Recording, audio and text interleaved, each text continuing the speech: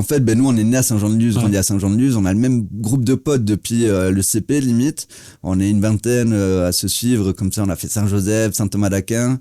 Et en fait, dans le groupe, t'as Jeannot, qui lui était l'artiste de la bande, qui adorait dessiner au lieu d'écouter en cours, par exemple.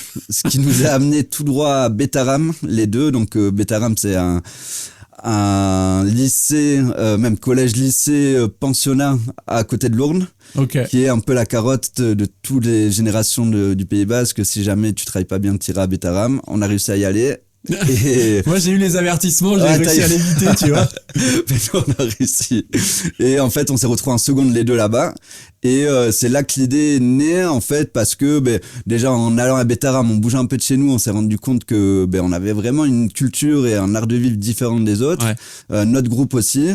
Et Jeannot dessinait toujours la tête d'un basque en cours, qui mettait en mode en train de jouer à la pelote, au rugby et compagnie, qui plaisait beaucoup là-bas à Bétaram, qui a rien à voir avec le personnage de maintenant, mais qui était plus fête Pays Basque, etc. quoi. C'était un mec un peu la tronche bourrée, etc.